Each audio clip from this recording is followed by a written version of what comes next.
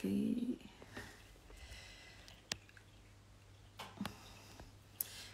Hola. Estamos transmitiendo ya por aquí. ¿Qué tal? Hola. ¿Qué tal? Ya estamos por aquí un jueves más. Bueno, pues hoy tenemos a la doctora Ana Tejera. Ella es cirujana general, especialista en patología mamaria y en el Complejo Hospitalario Universitario Insular Materno-Infantil de Gran Canaria. Es largo, pero me ha salido, ¿vale? Además, es autora del libro 10 historias con cáncer de mama. Hablaremos un poquito con ella de esas preguntas que nos habéis hecho llegar, preguntas pues bueno, típicas de la cirugía, que la doctora está acostumbradísima a que se las hagan, pero yo creo que es un directo un poco especial y muy bonito porque vamos a hablar de por qué ese libro y esas 10 historias además de cáncer de mama que son reales, además. Creo que ya tengo a la doctora por aquí, ¿sí? Vamos a invitarla a compartir pantalla. Recibido. Y tan pronto como nos entre, se acercan las Navidades. A ver. Doctora, ¿ya le he enviado la invitación para poder compartir pantalla con nosotros? Ahora, hola, ¿qué tal? No te escuchaba. Bien, ¿qué tal? ¿Cómo están? Antes de nada, doctora, muchísimas gracias por estar con nosotros aquí esta tarde, a estas horas, después de un largo día de trabajo, ¿no? Supongo. Sí, bueno, gracias a ustedes por dejarme estar aquí y la verdad que sí, bueno, todos hemos trabajado seguramente hoy, así que todos estaremos igual, pero es un placer para mí estar aquí con ustedes. El placer es nuestro, doctora. Además, ayer comentábamos y decíamos, igual sale hasta con el pijama de quirófano, ¿no? Sí, Pero nos ha sí. dado No, tiempo, pero nos ha dado tiempo. que sepas que tuve ayuda porque desde que le dije a todos, hoy tengo que salir a tal hora, todos me empezaron a ayudar los auxiliares, enfermeros, todo el personal y la verdad que gracias a ellos, como siempre, el equipo es muy importante. Entonces, gracias a ellos estoy aquí, así que sí, llegué en tiempo y forma. Qué bien. Pues muchísimas gracias a todos los que le han ayudado. Yo, doctora, hoy me gustaría hablar, vamos a salir un poco del... Siempre que hablamos con profesionales tocamos mucho la enfermedad, las cirugías. Le haré unas cuantas preguntitas que algunas pacientes pues, nos envían y dicen, por favor, preguntar esto, se las pregunto, pero a continuación me gustaría adentrarme sobre todo pues, en esa idea tan bonita, ¿no? Que me genera tanta curiosidad del libro que ha escrito, ¿no? 10 historias con cáncer de mama. Entonces, si le parece, le voy haciendo las preguntas que me las he apuntado aquí y ya luego nos introducimos en el tema. Me preguntan, Venga, a bueno, ver si las sé responder, a ver si las sé responder. yo creo que sí, yo creo que sí. A grosso Venga, modo, ¿qué es el ganglio centinela? vale. El ganglio centinela es el primer ganglio que drena la mama y siempre lo explico así, no es un ganglio que está afecto, no es un ganglio que no está afecto, no tiene que ver con eso, es del drenaje linfático de la mama, el primer ganglio que drena es el ganglio centinela. Entonces, ¿por qué es la importancia? Porque nos permite hacer la estadificación del cáncer de mama y es el que hacemos siempre dependiendo de la técnica que utilice y es aquel famoso, el que pita con la sonda de medicina nuclear. Nosotros lo solemos hacer con Tecnesio 99 y básicamente es eso, forma parte de la estadificación del cáncer de mama y es eso, el ganglio que drena todo lo que es el drenaje linfático de la mama. Vale.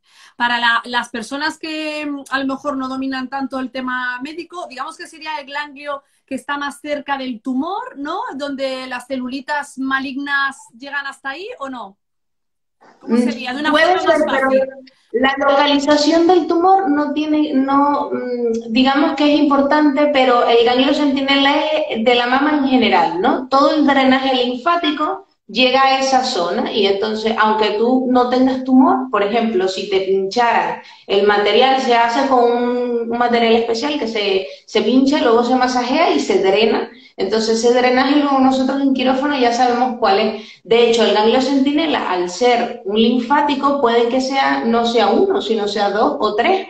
Por Vale. eso a veces la gente, cuando le decimos, bueno, salieron dos ganglios, tres ganglios negativos o uno positivo y dos negativos, la gente se pregunta, pero ¿por qué? Si me dijiste que me ibas a hacer solo el ganglio centinela, el famoso ganglio centinela, pero es que habría que hacer un dibujo, pero sería como decir que puede ser uno, pero muy pegados o muy cercas pueden haber otros, entonces bueno, es el que drena la mama. Normalmente suele ser el primero que drena la tumoración y por eso es que es importante porque si está allí, sabemos que ya hay afectación axilar y que pudo haber ido a otros que estén detrás. Correcto. De esta manera, pues se limpia, se extirpan los ganglios y nos curamos en salud, ¿no? Un poco. Sí, bueno, depende cada persona y depende cada caso. A veces solamente se hace el ganglio centinela y otras veces se hace el vaciamiento axilar. Anteriormente se hacía a todas las pacientes vaciamiento axilar. Ya gracias a la tecnología y a los avances de la medicina, ahora solamente podemos quitar uno o dos ganglios. Antes había que hacer un vaciamiento que producía a lo mejor linfedema, producía otras secuelas físicas que son en general pueden ser peores para los pacientes. Muy bien. Pues aclarado el tema del centinela. Nos preguntan, doctora, ¿operación antes o después de la quimio? ¿Esto quién lo decide? ¿Cómo se decide? Depende, yo creo que fundamentalmente son dos cosas. Tamaño tumoral es muy importante. Si es un tamaño muy grande, bueno, dos cosas. A ver, si es un tamaño muy grande, lo ideal es que la quimio, le demos a la paciente la quimioterapia primero, reduzca el tamaño del tumor y luego quitemos una zona más pequeña. Si la axila está afectada en el inicio, en el diagnóstico, le damos quimio a la paciente, eso hace que a lo mejor desaparezca la afectación de esa axila y solo quitamos el ganglio centinela y no hay que hacer vaciamiento axilar, dependiendo de muchos factores. Evidentemente la respuesta la estoy haciendo un poco general. Y también algo fundamental es la inmunohistoquímica o las características de esa tumoración. Los nombres, como yo siempre le digo a las pacientes, es nombre y apellido.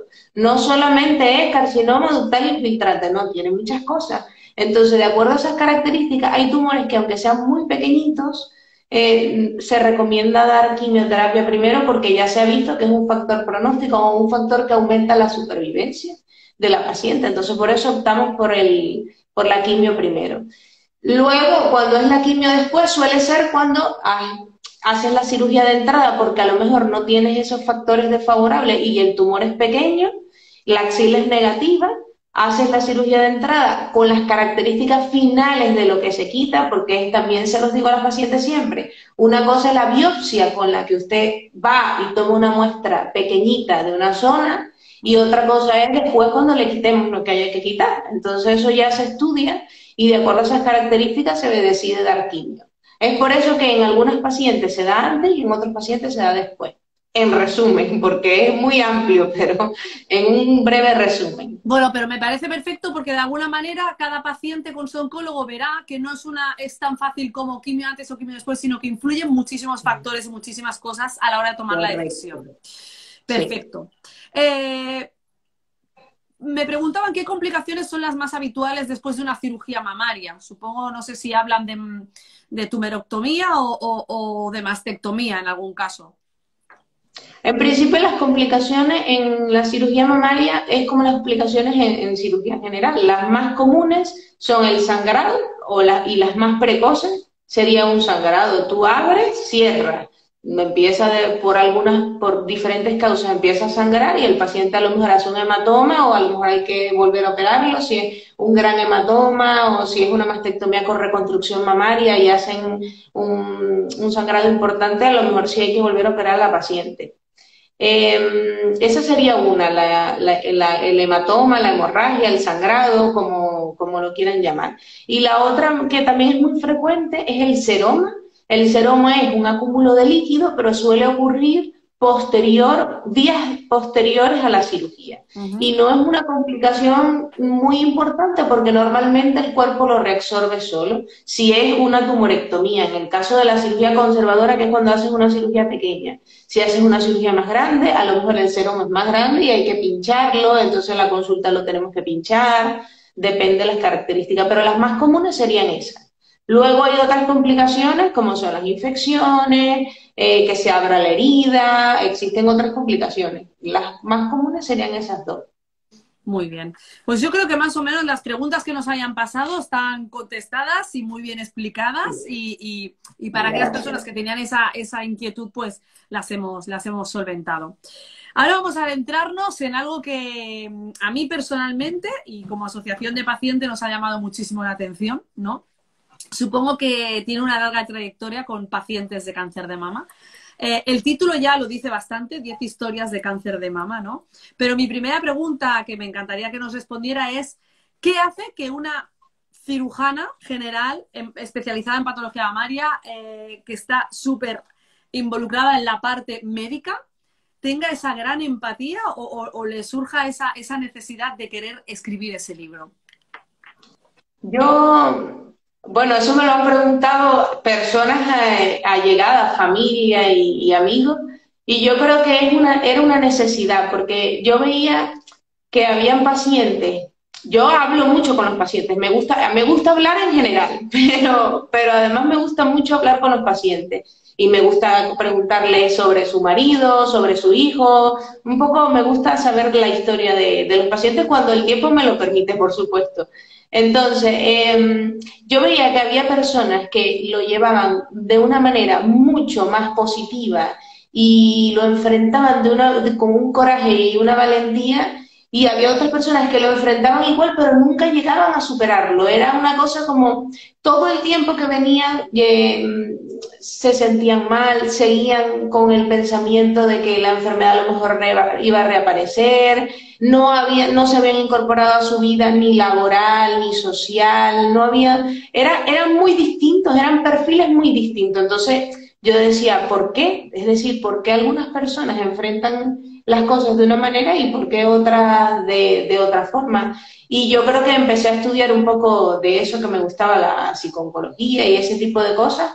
Y le iba preguntando a las personas, pero ¿y a ti cómo lo hiciste? ¿Y esto cómo lo hiciste? ¿Y esto tal? Y entonces ahí fue poco a poco surgiendo cosas, y también hacemos reuniones de pacientes. En esas reuniones yo veía que entre las mismas personas con la enfermedad discutían ciertas cosas que eran muy similares, y yo dije, bueno, aquí hay un tema que tienen, que me llamaba mucho la atención, que es que todo el mundo es diferente, pero a la vez todo el mundo coincide en ciertas cosas, como por ejemplo que al principio les parecía un shock o lo negaran o no querían saber nada de que tenían eso, o que al final lo habían aceptado y ahora se sentían mejor, ahora estaban como más fuertes, tenían un montón de proyectos. Entonces eso me animó, y escuchar a las pacientes, evidentemente, que yo creo que es lo más importante.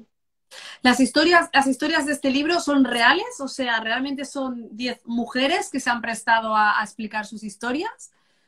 Te lo explico. No son 10 mujeres, porque siempre lo aclaro, porque a mí los hombres son importantes también, no siempre, pero a veces, a veces. Entonces, a ver, son 5 mujeres que explican el proceso de la enfermedad, pero lo más importante es que explican su vida previamente. Es decir, los eventos pasados son muy importantes para afrontar algo, una adversidad o algo que te ocurra que no sea positivo, algo negativo. Y explican también el final, ¿no? Lo que han logrado, lo que han conseguido, cómo lo han superado. Además de eso, tenemos a la otra persona, que es como la compañía de esa paciente o de esa persona con la enfermedad. Entonces, se cuentan la historia es la misma, pero con las dos versiones, porque me parecía que al familiar o al acompañante o al que yo le digo, lo denomino la otra persona, siempre se deja muy de lado, y es muy importante. Yo siempre que tengo en la consulta enfrente a la persona en la que le tengo que decir que tiene cáncer y llora y pasa por todo un proceso durante la consulta, o a veces no, a veces, bueno, hay muchas formas de enfrentarlo en ese momento. Casi siempre hay alguien al lado, entonces yo siempre le pregunto, ¿y el señor cómo está? ¿Y usted quién es? Entonces me resultó interesante contar también esa parte, ¿no? La parte del acompañante.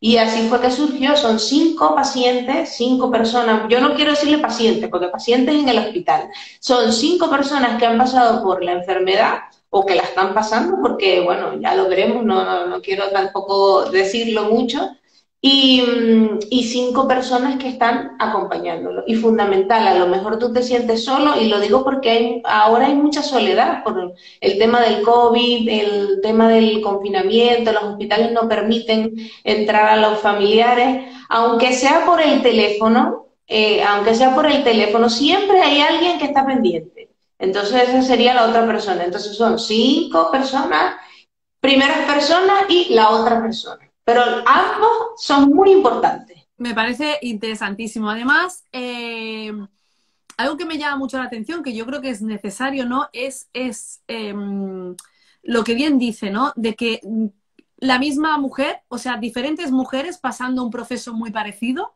pueden tener situaciones, experiencias y vivencias totalmente diferentes.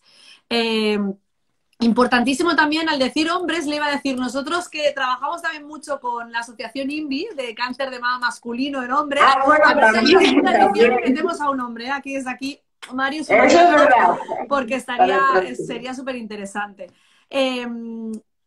Algo también muy importante, lo comentábamos ayer cuando hablábamos, ¿no? A veces cuando somos pacientes y padecemos la enfermedad, pues al final quien más te puede entender en un momento dado cuando vas a explicar toda la situación es alguien que ha vivido lo mismo que tú o algo muy parecido, muy cercano, ¿no? Desde la postura de alguien que está sano, pues te resulta difícil, ves muy buenas intenciones, pero a veces incluso esas personas no saben qué decir.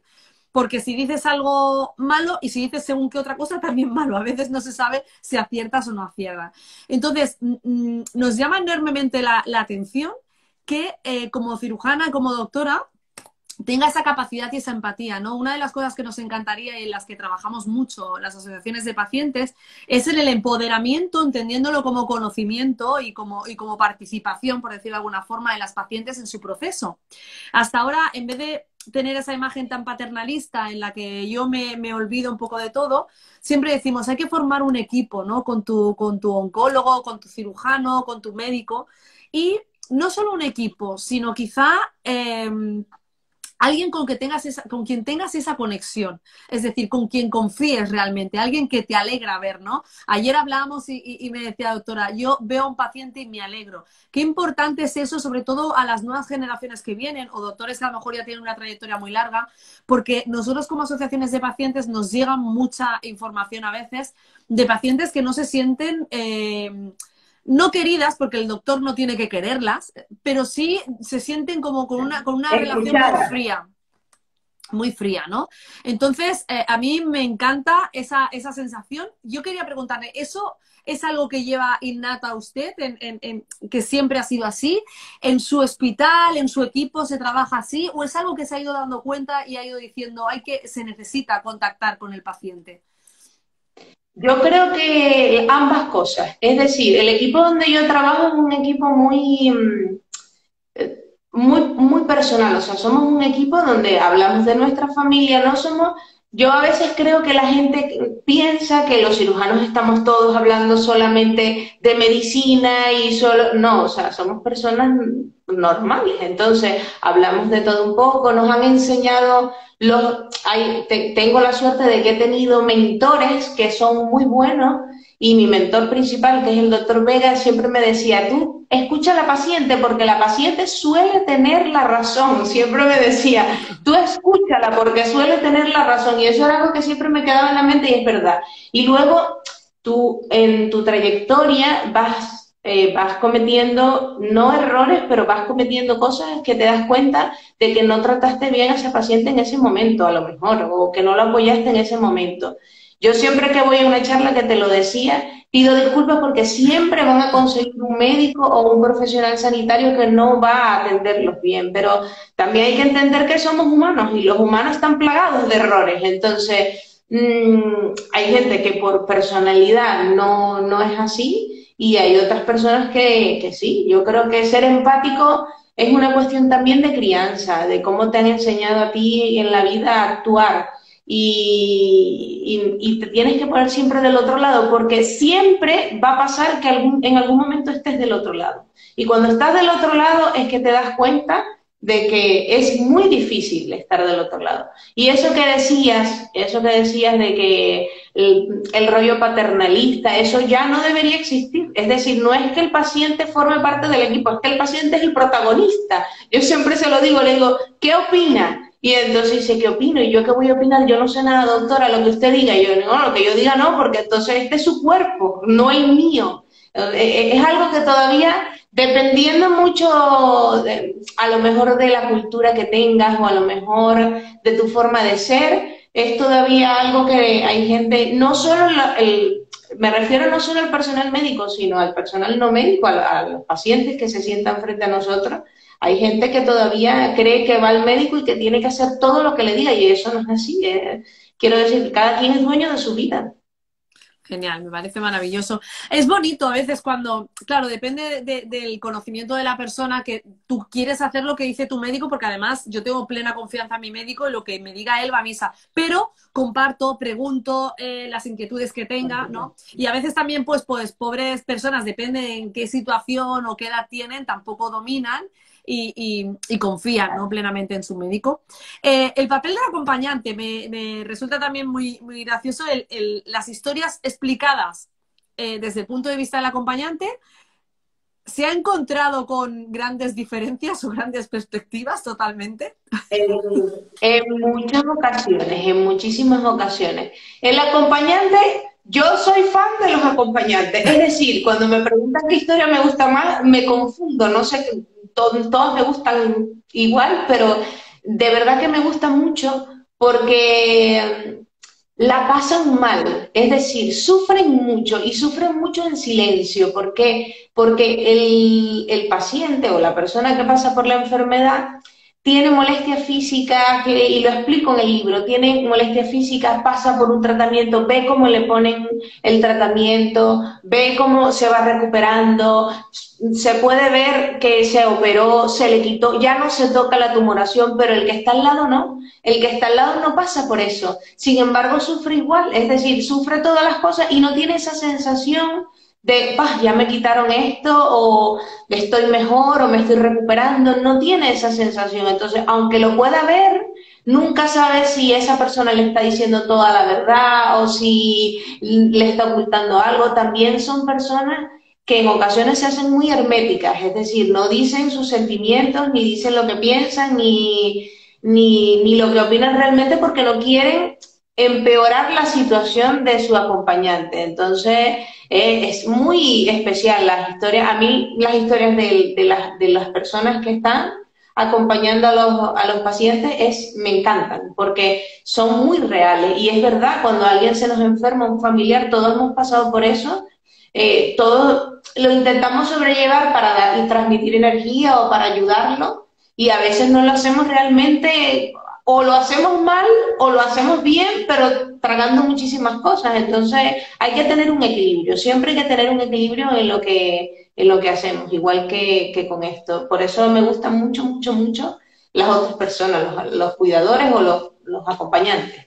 Claro, de alguna manera también la paciente es como si tuviera más derechos, entre comillas, ¿no? Se le permite más expresar, es su momento, no su momento en plan bonito, sino su momento de decir, por supuesto, el acompañante le da esa prioridad. Y el acompañante es como si no tuviera ese derecho de decir, encima yo me voy a quejar de que no puedo exteriorizarme, o yo me voy a quejar de que no puedo decir esto. Nosotros como asociación de pacientes nos hemos encontrado con chicas que incluso han tenido rupturas, que han tenido acompañantes que no han sabido estar a la altura de las circunstancias. O al revés, acompañantes que han sufrido, como usted dice, muchísimo, hasta el extremo de luego casi estar peor que la propia paciente, ¿no? Las rupturas amorosas durante la enfermedad, se lo digo al que vaya a ver el vídeo, son muy frecuentes, pero no es por la enfermedad como tal, es por el evento tan fuerte que significa tener cáncer.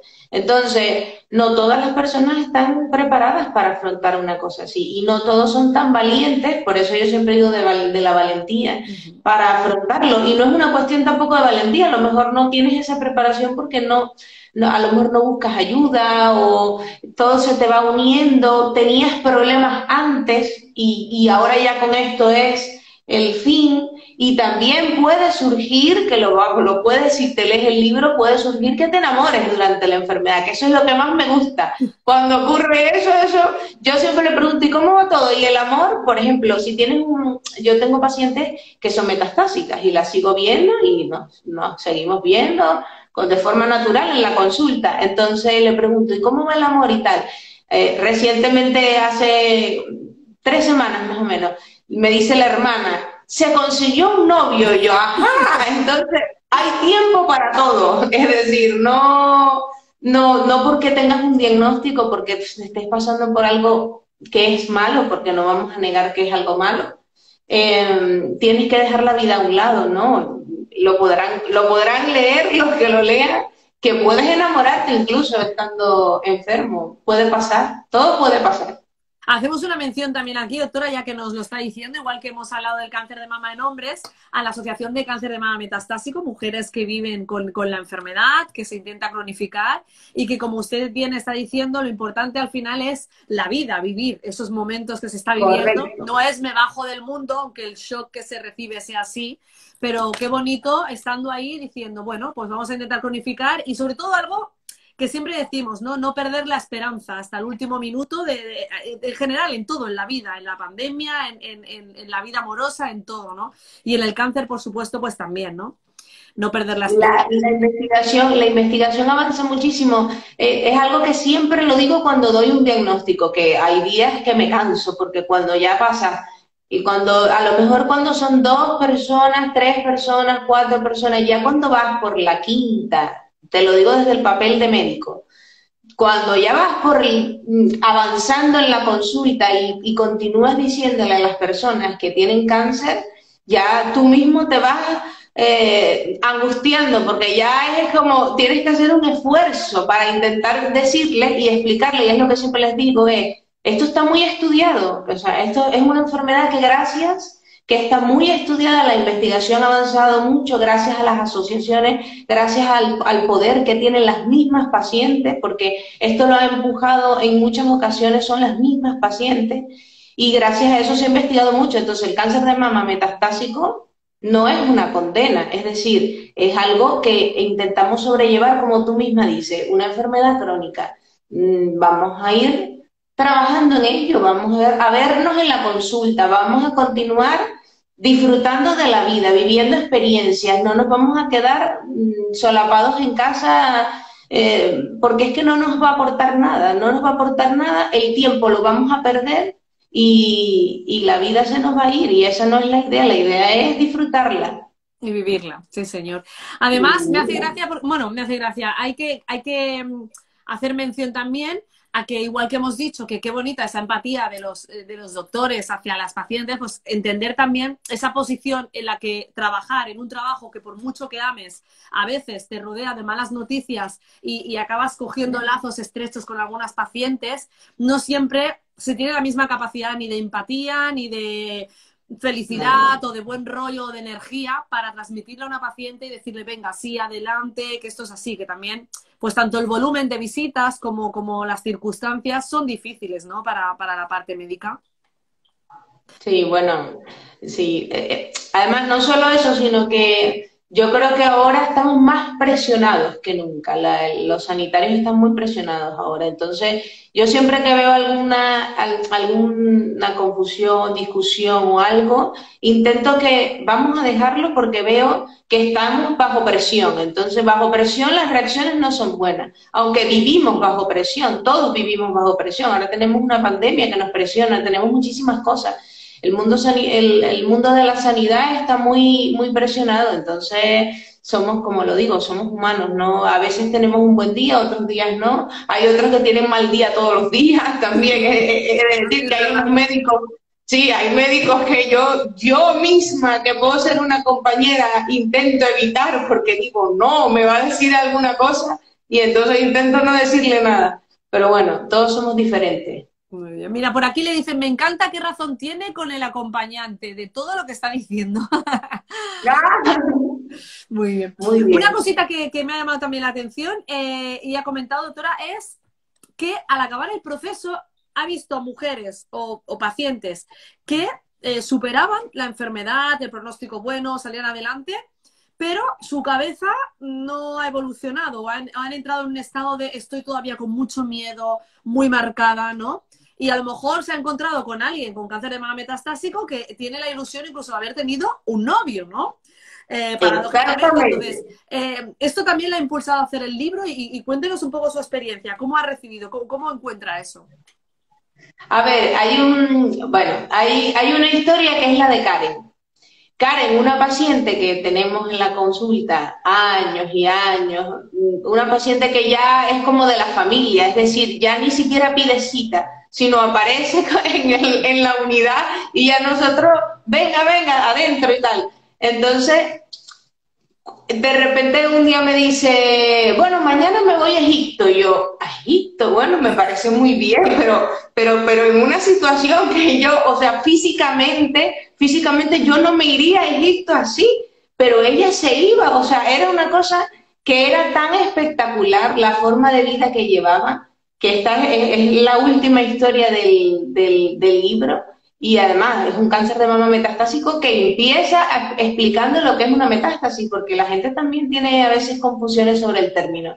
Entonces, era tanta la vida que transmitía que yo decía, esto no puede ser. En cambio, a lo mejor bueno, no puede ser, no, pero que era impresionante, era algo que yo, o sea, quiero absorberla, que sea mía, así que pueda llevarla adentro.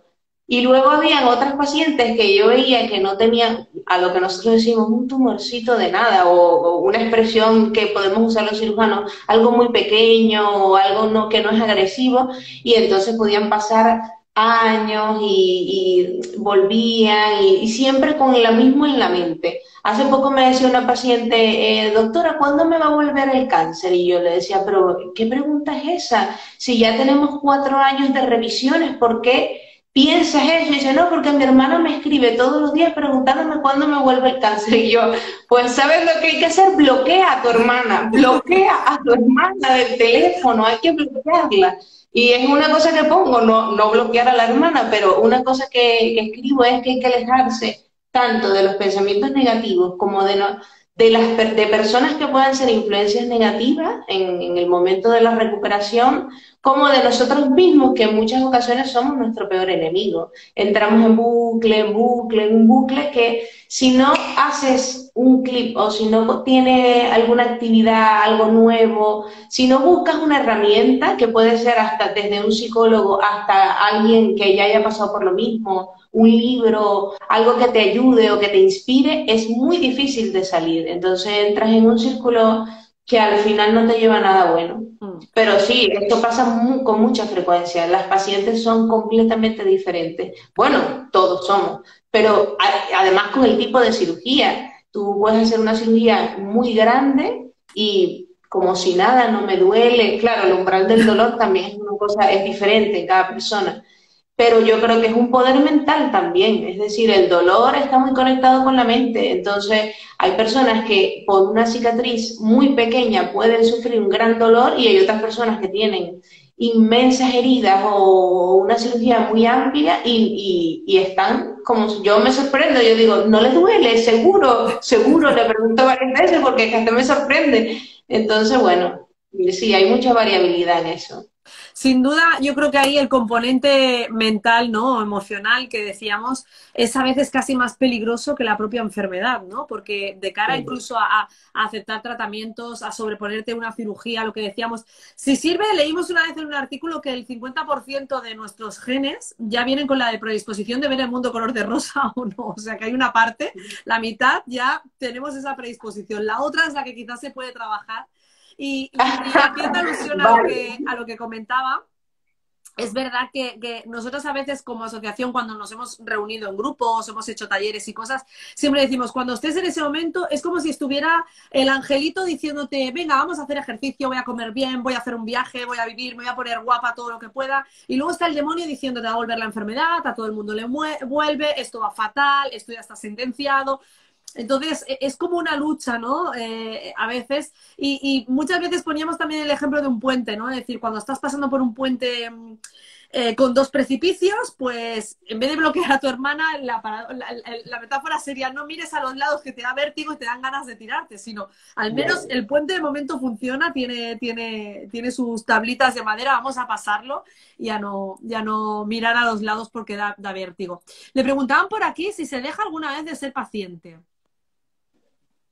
Si se deja alguna vez de ser paciente, sí, por supuesto. Es decir, si no, y es buena pregunta, porque las personas vienen a la consulta y digo, señora, esto es un control, estamos haciendo un control, la enfermedad ya pasó, eso fue, y siempre pongo la misma metáfora, esto es un libro, se inicia al principio por un primer capítulo y se termina, se cierra y se empieza a escribir nuevos capítulos, nuevos libros, no tienes que estar todo el tiempo, no eres enfermo todo el tiempo, esto es como cualquier enfermedad. De hecho, lo explico también si es una enfermedad aguda, si es una enfermedad crónica, eso a veces no se entiende, ¿no? Entonces, el cáncer puede ser una enfermedad aguda que tenga su inicio y su final, o puede ser una enfermedad crónica que tengas que vivir con ella, pero como es la diabetes, por ejemplo, de enfermedad crónica, o como son muchas enfermedades crónicas y de enfermedades agudas, como sería una infección, inicio y final. No tienes que ser paciente toda la vida. Si quieres empoderarte y te gusta y quieres contar que has tenido eso y quieres sentirte paciente toda la vida, yo te aplaudo. Es decir, me gusta que lo hagas y que cuentes que sí, que eres paciente y tal, pero no digas que tienes cáncer porque no, eso se quitó, eso se eliminó. Para eso estaban todos los tratamientos. En el caso de los pacientes curativos, o sea, los pacientes que concluyen todos los tratamientos y se hacen los controles y está todo en orden. Y no pienses que eres paciente toda la vida, ¿no? Muy buen mensaje. Como todo, perdona, las recaídas existen, las recaídas existen y son una realidad y todos lo conocemos, pero no es la meta, es decir, el 80% de las pacientes no van a recaer, o más, dependiendo de los grupos etarios, las edades, el tipo de tumor, pero en general, la mayoría no van a tener una recaída. Qué bien. Eso es lo que hay que pensar, sobre todo cuando una mujer padece cáncer de mama y todo ha salido bien. En vez de entrar en el bucle de pensar me va a pasar y me va a pasar, pues no mirar aquello que le dé mal rollo y que le haga pensar en eso y pensar que el ciclo se ha cerrado. Yo a veces también digo, incluso nosotros, que a veces tenemos incluso portadoras sanas, que son portadoras de BRCA1, BRCA2 o cualquier otra mutación genética heredada, y no han padecido la enfermedad, pero tienen la sensación de que viven como una enferma o que tienen la pistola aquí. Y siempre decimos, es que al final todos tenemos un riesgo, incluso la humanidad como tal, ¿no? Y los controles, pues no significa que hacerse un control signifique que estás enferma. En el caso de un cáncer de mama que ya se ha curado, se hace un control para vigilar o para controlar, pero es que si no hubiera padecido el cáncer, estamos cansados de lanzarnos y de transmitir que la prevención es casi la mejor curación, ¿no? No tener la enfermedad. Por lo tanto, nos tenemos que cuidar, nos tenemos que vigilar y tenemos que hacer esos controles de alguna forma. Doctora, pues, ¿y cuándo sale el libro? ¿Dónde se puede conseguir el libro? Porque ya tenemos ganas de leerlo. Yo creo que pinta muy bien, muy interesante. ¿Cómo se puede conseguir el libro? A ver, se salió hace muy poquito, tenemos un mes. Lo tenemos en Amazon, que es que todos lo conocemos, Amazon, vamos. Correcto. Tenemos y ahora más, ahora todo el mundo tiene Amazon, básicamente se ha convertido en parte de nuestra vida. Lo pueden conseguir tanto como en descarga virtual, que lo pueden leer en los que sean habituados en Kindle y en ese tipo de plataformas, y también lo pueden pedir a papel y les llega a su casa. Allí van a tener ahora, no sé si lo podremos poner después, el enlace para obtenerlo, y también tenemos en las páginas en las redes sociales, Instagram y en la página web que es 10historias.com. Vale. Tenemos la forma de descargarlo, de descargar el primer capítulo, y luego nos da la opción de poder ir a Amazon y descargarlo. En Amazon también hay una opción que si ya descargas una aplicación te lo pueden dar también de forma gratuita. Vamos, que hay muchas opciones que las podrán ver allí. Por ejemplo, si nos siguen en el Instagram, podrán ver todas las opciones que hay, y si nos buscan por 10historias.com también lo podrán ver. Perfecto, pues nosotros ahora en cuanto acabemos el directo se quedará colgado, no me va a dejar poner el enlace porque si salgo no se guarda, pero sobre todo si se Vale. nos queda la palabra Amazon, que todo el mundo lo conoce, en Amazon buscando 10 historias de cáncer de mama. Y luego también como Ahí le hemos está. etiquetado y conocen su Instagram, si entran allí ya ven todas las opciones para descargarlo. Pues muchísimas gracias por este ratito tan agradable, por poder hablar de algo que no sea solo cirugía ni medicina, que estamos Sí, por acostumbrados a favor. hacer cuando nos apetece y a ustedes también, supongo. Y nada, doctora, muchísimas gracias. Espero que nos podamos conocer algún día personalmente y muchísimas gracias por estar aquí con Y nosotros. lo espero con ansias. A ti y a todo tu equipo, creo que son una asociación que trabaja muy duro y los felicito y les doy la enhorabuena por lo que hacen. Muchas gracias. Muchas gracias por permitirme estar aquí y nada, ha sido un placer. Espero que les haya servido de algo y haya sido útil. Y tanto que sí. Un abrazo muy fuerte, doctora. Un beso, Gracias. un abrazo. Hasta Adiós. luego, sean felices. Hasta luego. Igualmente, gracias. Bueno, ay, aquí. Pues hasta aquí el directo de hoy. Nos vemos el jueves que viene. Un abrazo.